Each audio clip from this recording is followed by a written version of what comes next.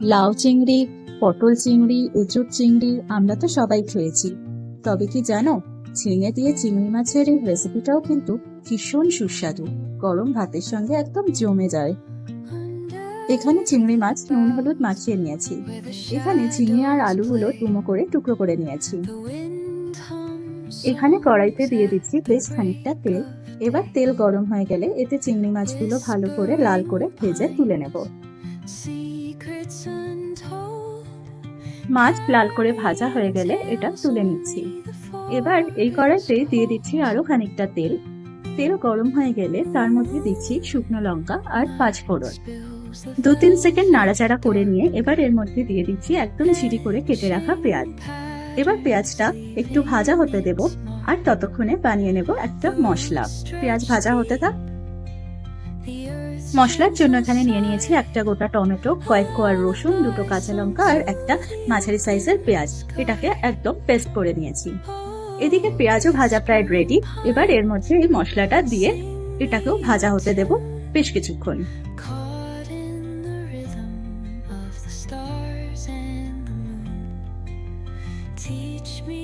এখানে মশলা ভাজা হয়ে গেছে, বেশ সুন্দর রঙও চলে এসেছে। এবার এখানে দিয়ে দিচ্ছি কিছু গুঁড়ো মশলা, হলুদ, লঙ্কা গুঁড়ো, কাশ্মীরি লঙ্কার গুঁড়ো, ধনে গুঁড়ো আর জিরে গুঁড়ো।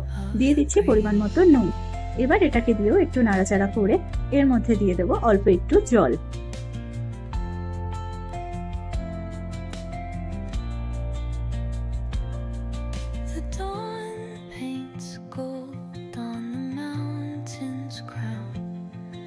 এখানে মশলা ভালো করে কষে গেলে এর মধ্যে দিয়ে দিচ্ছি আগে থেকে ভেজে রাখা আলুর টুকরো আর কেটে রাখা ঝিঙে।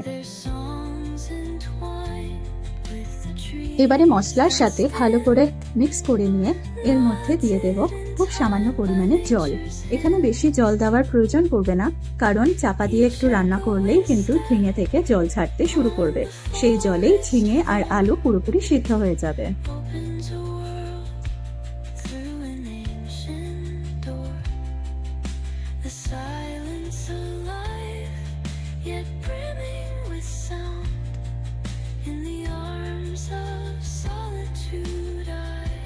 চাপা দিয়ে 7-8 মিনিট রান্না করার পরেই কিন্তু ঝিঙে সিদ্ধ হয়ে গেছে, আলুও সিদ্ধ হয়ে গেছে। এবার এর মধ্যে চিংড়ি মাছগুলো মিক্স করে দিয়ে আরো সামান্য একটুখানি জল দিয়ে ফুটতে দেবো আর 4-5 মিনিটের মতো।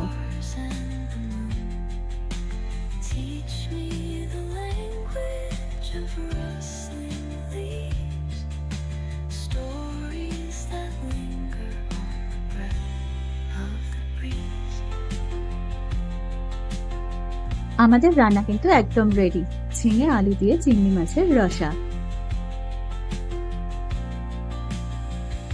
ভিডিওটি ভালো লাগলে লাইক করবেন, শেয়ার করবেন আর আমার পেজটিকে ফলো দিয়ে রাখবেন। Bye bye.